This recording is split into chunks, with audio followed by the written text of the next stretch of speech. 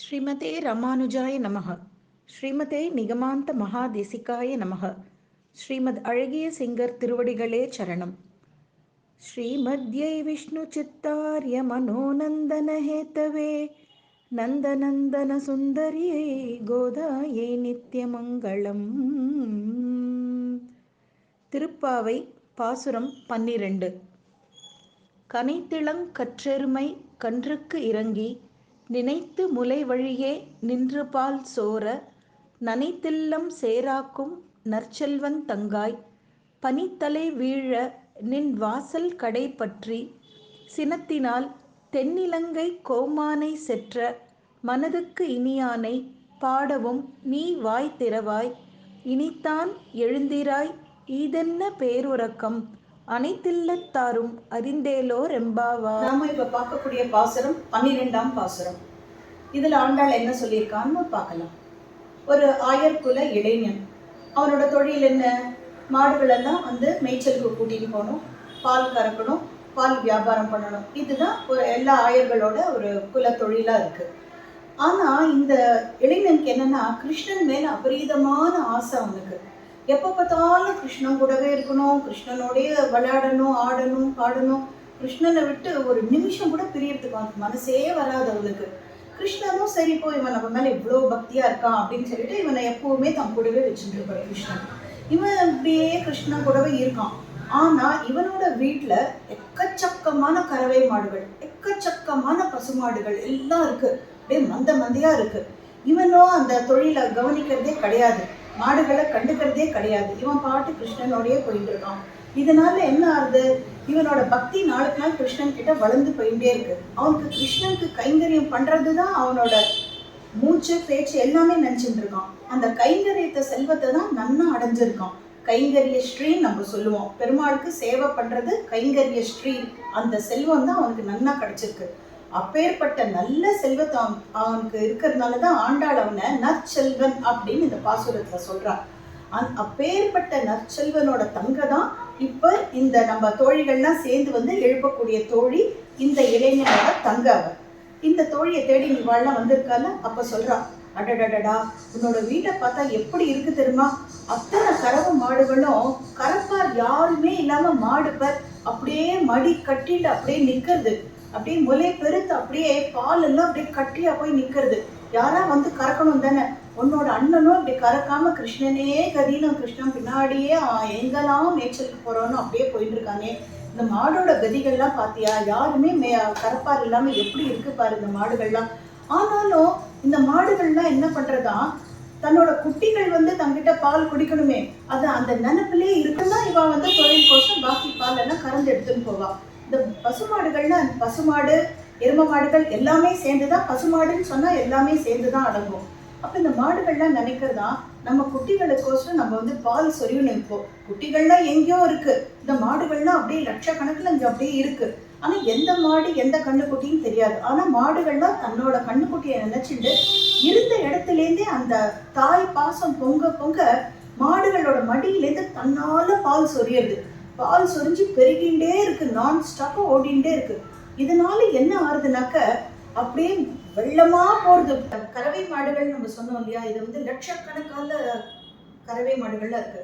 தினமும் கிருஷ்ணன் நிறைய சகாக்களோட தன்னோட அந்த கோபிகைகள் கோபர்கள் இவர்களோட சேர்ந்துட்டு இந்த பசு மாடுகளை இந்த கறவை மாடுகள் எல்லாத்தையும் மேய்ச்சலுக்கு கூட்டின்னு போவார். அவர் எங்க கூட்டின்னு போவார்னாக்க தேர் கதம்புன்னு ஒரு இடம். தேர் கதம் இந்த இடம் இன்னைக்கும் இருக்கு.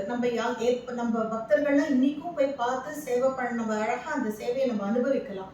அந்த டேர் கதம்புன்ற இடம் இந்த நந்தகாவுன்ற இடத்துலேருந்து கிட்டத்தட்ட 23 கிலோமீட்டர் இருக்கும். அது அந்த இடத்துல போய் பார்த்தீங்கன்னாக்க கண்ணன் அந்த பசு மாடுகள் எல்லாம் அழகா கேட்டகரைஸ் பண்ணிருப்பார். தனித்தனியா டிவிஷனா பிரிச்சிருப்பார்.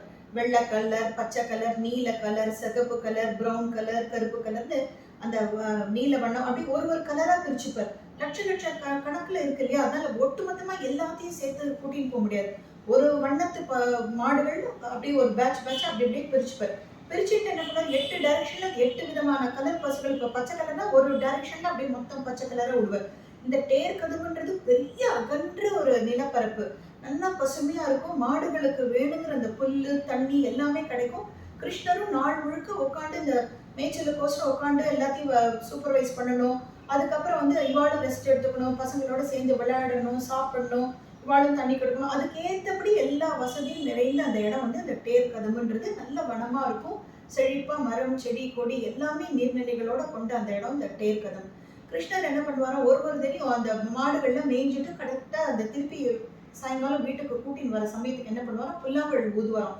ஒரு வண்ண பசுக்கு ஒரு விதமான ராகத்தை புல்லாங்குழல வாசிப்பாராம். அந்த ராகத்தை கேட்டோடனே அந்த கலர் வண்ணத்து பேட்ச் பசுக்கள், லட்சக்கணக்கான பசுக்கள் அப்படியே வந்து ஓடி வந்து ஒரு இடமா நிற்குமா.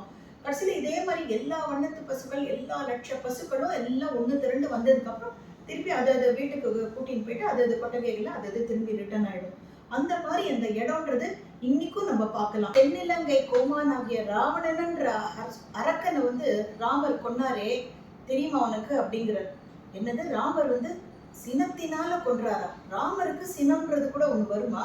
அவர் சாந்தமாச்சே ராமர் எப்பவுமே, அவருக்கே கோபம் வருமா அப்படின்ற மாதிரி இவளுக்கு அப்படியே இந்த டவுட், இவளோட டவுட் அவ கிளியர் பண்றாளாம். ஆமா, தன்னை யாராவது ஏதாவது சொன்னா கூட பெருமாள் பொறுத்துப்பர்.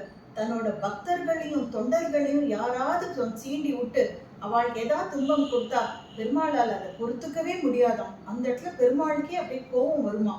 இது வந்து எப்படி நமக்கு தெரியுதுனாக்க, வாலியும் சுக்ரீவனும் சண்டை போட்டுக்கச்சே இந்த வாலி என்ன பண்றான், சுக்ரீவனை போட்டு நல்லா அடிக்கிறான், தாக்குறான். தன்னோட பக்தன் அந்த சுக்ரீவனுக்கு இவ்வளோ ஒரு அடி வாங்குறானே அப்படின்றத பார்த்து ராமருக்கு வந்து அப்படியே கோபம் வருது. இது வந்து நம்ம ராமாயணத்திலே இந்த நிகழ்ச்சி நம்ம பார்க்குறோம். நம்ம அதனால சினத்தினால் தென்னிலங்கை கோமானை செற்ற மனதுக்கு இனியானை பாடவும் நீ வாய் திறவாய் அப்படின்னு கேட்கிறான். அதாவது இந்த ராமரோட குணங்களெல்லாம் அனுபவிச்ச சீதைக்கு வந்து அவளோட மனசுக்கு பிடிச்சவன் அந்த ராமர். நம்ம எல்லாருக்கும் மனசுக்கும் பிடிச்சவன் அந்த ராமர். அந்த ராமனை குறிச்சுட்டு பனிலாம் எங்க தலையில வெள்ளமா கொட்டுறது, அப்படியும் உன்னோட வீட்டு வாசப்படியில தலைவாசல்ல நின்றுட்டு நாங்க பாடுறோமே, இன்னும் கூடவா நீ எழுந்துக்க மாட்டேங்கிற அப்படிங்கிறா. அதனால ஒரு பக்கத்துல ஒரே பால் வெள்ளம், ஒரு பக்கத்துல பனி வெள்ளம், எங்க மனசு பூரா பக்தி வெள்ளம், 3 வெள்ளம் இப்ப நாங்க இப்படி அனுபவிச்சுட்டு இருக்கோம். உன்னோட வீட்டு வாசல்ல வந்து நின்னுண்டு நீ எழுந்து வா அப்படிங்கிறா. அதுக்கப்புறம் அனைத்தில்லத்தாரும் அறிந்தேலோர் எம்பாவாய் அப்படிங்கிறா. இது வந்து என்னத்தை குறிக்கிறது அப்படின்னா, இதுல ஒரு தத்துவம் அடங்கி இருக்கு. இந்த அனைத்தில்லத்தாரும் அப்படின்னாக்க இந்த கோகுலம் பிருந்தாவனத்துல இங்க இருக்கக்கூடிய அத்தனை பேருக்கும் ஒரு 2 விஷயம் நல்லா தெரியும். அதுல என்ன இருக்கு தத்துவம்னாக்க, முதல்ல அவ என்ன சொல்றா, நம்மளோட டெய்லி ரொட்டீன் என்ன, விடியற் காத்தால நம்ம எழுந்துக்கணும், எழுந்த உடனே பகவத் தியானத்துல நம்ம எல்லாரும் ஈடுபடணும், அந்த பகவானை கொஞ்ச நேரம் நம்ம நினைச்சு சிந்திப்போம், நம்ம தியானிப்போம். இது நம்ம முதல்ல எழுந்தோடனே நம்ம பண்ணக்கூடிய வேலை. 2வது வேலை என்னன்னாக்க, கண்ணன் தான் பரம்பொருள். அந்த பரம்பொருளே ஸ்ரீமன் நாராயணனே கண்ணனா நம் பொருட்டு இங்க அவதாரம் எடுத்துன்னு வந்திருக்கான். இத பல மாயைகள், பல லீலைகள் இந்த கண்ணன் பண்ணி நம்ம எல்லாருக்கும் புரிய வச்சிருக்கான். இது நம்ம அனைத்து இல்லத்தாருக்கும் எல்லாருக்கும் தெரிஞ்ச விஷயம் தானே. உனக்கும் நல்லா தெரியும், நீயும் பரம பக்தை, உனக்கும் எல்லாம் நல்லா இதெல்லாம் இந்த விஷயம்லாம் புரியும். எல்லாம் தெரிஞ்சுட்டு நம்ம அந்த கண்ணனை குறிச்சு தானே பறைய வேண்டி நிற்க போறோம். நம்ம அதுக்கோசரம் தானே நம்ம எல்லாரும் நோம்பு நோத்துண்டு போறோம். கண்ணனை பார்க்கணும், கண்ணன் கிட்ட இந்த வரன் வாங்கணும் தானே நம்ம எல்லாரும் போறோம். இது தெரிஞ்சுட்டு நீ இன்னும் தூங்குறியம்மா, நீ எழுந்து வா அப்படிங்கிறான். அதனால இந்த பாசுரத்துல வந்து ஒரு 3 வெள்ளம் பாயறத ஆண்டாள் காமிச்சா. இதுல இருக்கக்கூடிய இன்னும் 2 தத்துவம் என்னன்றதும் பார்க்கலாம்.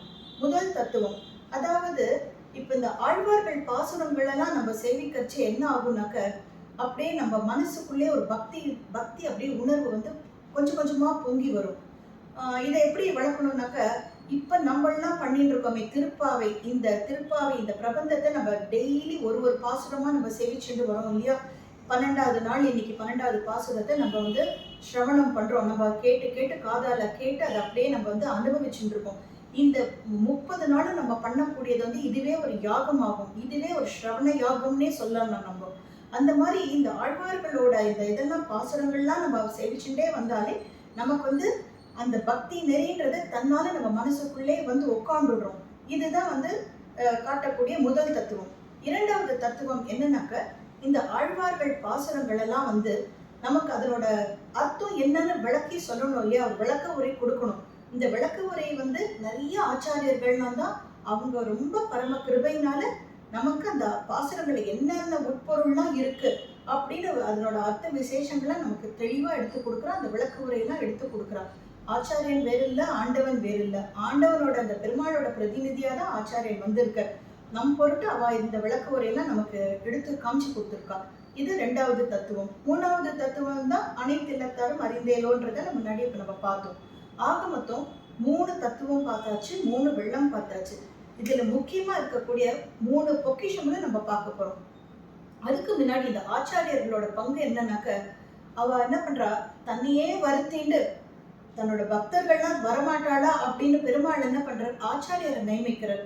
ஆச்சாரியர்கள் தான் நல்லது எடுத்து சொல்லி பெருமாள் இவர் தான் காமிச்சு கொடுத்து பெருமாளோட திருவடியில நம்மளை கொண்டு போய் சேர்க்கிற வரைக்கும் ஆச்சாரியன் வந்து பொறுப்பெடுத்துக்கிறார். அந்த மாதிரி இந்த ஆச்சாரியன் தங்களையே வருத்திக்கிறார். அதுக்கோசரம் எவ்வளவு பாடுபடுறா, எவ்வளவு வருத்திக்கிறார். இந்த இந்த சந்தர்ப்பத்துல வந்து ஒரு சிறந்த ஆச்சாரியனை பத்தி நம்ம தெரிஞ்சுக்கணும். இவாள்னா என்ன இந்த ஆச்சாரியன் என்ன பண்ணியிருக்காருனாக்கா, இவர் வந்து ஜெகத்துக்கே ஆச்சாரியர். நான் சொல்ற வந்தது யாருன்னு உங்களுக்கே புரிஞ்சுக்கும். அவர் சுவாமி ராமானுஜர். ஆமா, நம்ம ராமானுஜரே தான். அந்த ஜெகதாச்சாரியன் என்ன பண்ணியிருக்கார், அவர் பண்ண அந்த செயல்லாம் நினைச்சு பார்த்தா நமக்கு வந்து நம்ம எந்த விதத்துல அவருக்கு நன்றி கடன் நம்ம செலுத்த முடியும்னே நம்மளால சொல்ல முடியாது. இவர் என்ன பண்ணியிருக்கார், தன் உடம்பையே சாரா பிழிஞ்சு நமக்கு 3 பொக்கிஷத்தை கொடுத்திருக்கார். ஒரு ஆச்சாரியன் தன் திருமேனியே 3 விதமா பிழிஞ்சு சாறு கொடுத்திருக்கார். எப்படிங்கிற அந்த விவரத்தையும் நம்ம பார்க்கலாம். முதல் பொக்கிஷம், அதாவது சுவாமி ராமானுஜர் கர்நாடகால உள்ள அந்த மேல்கோட்டைன்ற இடத்துல போய் சில காலம் தங்குறார். தங்கி முடிச்சுட்டு ஸ்ரீரங்கத்திலேருந்து கிளம்பி மேல்கோட்டைக்கு அங்க போய் சில காலம் வந்து அவர் அந்த வைஷ்ணவ தத்துவத்தெல்லாம் வந்து அங்க இருக்கிறவர்களுக்கு எடுத்து சொல்லி புரிய வைக்கிறார். அப்புறம் வந்து திரும்பவும் மீண்டும் வந்து ஸ்ரீரங்கத்துக்கு வந்துடணும் அப்படின்னு அவர் தீர்மானம் பண்ணதுனால ஸ்ரீரங்கத்துக்கு கிளம்ப எத்தனிக்கிறார். அப்போ உடனே அங்க இருக்கக்கூடிய அந்த அத்தனை ஸ்ரீ வைஷ்ணவாலும் அங்க இருக்கக்கூடிய மற்ற பாமரர்களும் பக்தர்களும் ஜனங்களும் எல்லாரும் ஓடி வரா. சுவாமி, நீங்க எங்களை விட்டு போக கூடாது, நீங்க இல்லைன்னா எங்களுக்கு வழிகாட்டுறதுக்கு யார் இருக்கா அப்படின்னு சொல்லிட்டு எல்லாரும் ரொம்ப அழறா. அப்ப தன்னுடைய தமர்கள் அப்படின்னு, தமர்னாக்க பக்தர்கள், தன்னுடைய அடியார்கள் தொண்டர்கள்னு அர்த்தம் தமர். தன்னுடைய தமர்களுக்காக அவர் ஒரு ஏற்பாடு பண்றார். என்னன்னாக்க, தன்னோட திருமேனி மாதிரியே ஒரு ஒரு சிலையை வடிவமைச்சு கொண்டு வர சொல்றார். கொண்டு வந்துட்டு அந்த சிலையில வந்து தன்னோட சக்தியை கொஞ்சம் அப்படியே பிரயோகம் பண்ணிடுறார். தன்னோட சக்தி அந்த தன்னோட திருமேனியில இருக்கிற சக்தியில சில பங்கை வந்து அந்த வடிச்சின் வந்த அந்த விக்கிரகத்துல, அந்த மூர்த்தியில இவர் கொஞ்சம் அதை இன்ஸ்டால் பண்ணிடுறார். பண்ணதுக்கு அப்புறம் சொல்ற, நான் வேற இல்லை, இந்த சிலை வேற இல்லை, என்னோட சக்தியும் இதுல அப்படியே இருக்கு, அதனால என்னோட ரூபமா நீங்க இந்த இது உற்சவமூர்த்தி நீங்க வச்சு நீங்க வழிபடுங்க அப்படின்னு சொல்லிட்டு அனுகிரகம் பண்றார். தமர் உகந்த திருமேனி, பக்தர்களுக்கோசம் தொண்டர்களுக்கோசம் அவ மனசு உகந்துக்கணும், நல்லா சந்தோஷப்படணும்னு ஏற்பாடு பண்ணி கொடுத்த திருமேனி இது. மேல்கோட்டையில இன்னைக்கும் நம்ம போய் சேவிச்சோம்னாக்க ராமானுஜருடைய அந்த சன்னதியில மூலவரை பார்த்துட்டு உற்சவ மூர்த்தியா இந்த திருமேனி இன்னைக்கும் நம்ம எல்லாரும் சேவை பண்ணலாம். நம்ம அழகா நம்ம பார்க்குற பாக்கியம் நமக்கு கொடுப்பார். அடுத்ததாக 2வது பொக்கிஷமா ராமானுஜர் தன்னோட திருமேனியை வருத்தி எடுத்து கொடுத்த இன்னொரு சம்பவம் என்னன்னாக்க, தன்னோட அவதார ஸ்தலமாகிய ஸ்ரீபெரும்புதூர்லயே அவரோட திருமேனி பிரதிஷ்டை அங்க இன்னொன்னு பண்ணணும்னு சொல்லிட்டு அங்க இருக்கிற பக்தர்கள்லாம் விரும்பி பண்றாரு. இவரும் அந்த சமயத்துல ஸ்ரீரங்கத்துல இருக்கார் ராமானுஜர். இருந்தாலும் மானசீகமா தன்னோட சக்தியை வந்து அந்த இடத்துல ஸ்ரீபெரும்புதூர்ல அந்த வடிச்ச அந்த சிலையில வந்து இவர் வந்து இங்கேருந்து அந்த தன்னோட சக்தியை அனுப்பிடுறாரு. அப்படியே அது வந்து என்னன்னாக்கா, தான் உகந்த திருமேனி. ஏன்னா அவருக்கு தன்னோட அவதார ஸ்தலமாச்சே, தனக்கே ரொம்ப பிடிச்ச இடம் அது. அதனால தான் உகந்து திருமேனின்னு சொல்லிட்டு ஸ்ரீபெரும்புதூர்ல இன்னைக்கும் நம்ம வந்து அந்த திருமேனியை நம்ம சேவிக்கலாம்.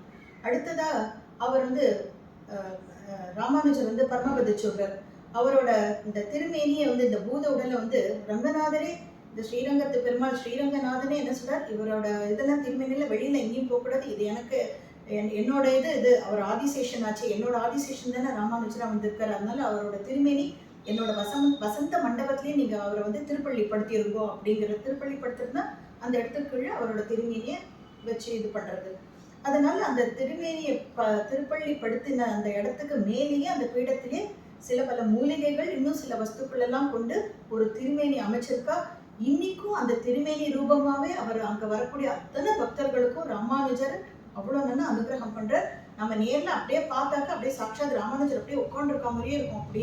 அப்படியே நல்லா அப்படியே நம்ம திருமேனி அந்த ஒரு மனிதனோட திருமேனி எப்படி இருக்குமோ அந்த அளவுக்கு அப்படியே இருக்கும்.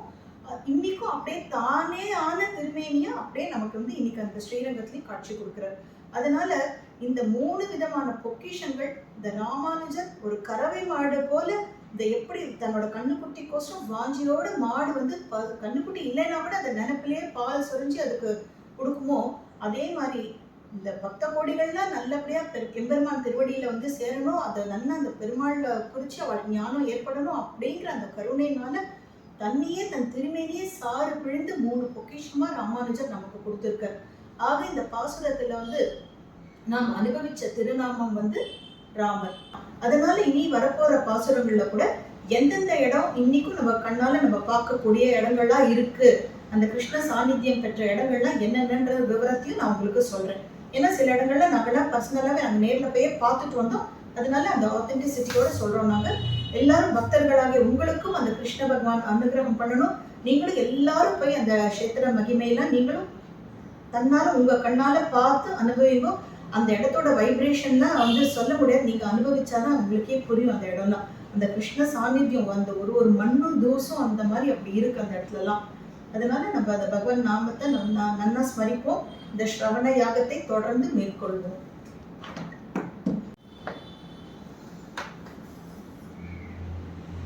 இந்த கறவை மாடுகள் நம்ம சொன்னோம் இல்லையா, இது வந்து லட்சக்கணக்கான கறவை மாடுகள்லாம் இருக்கு.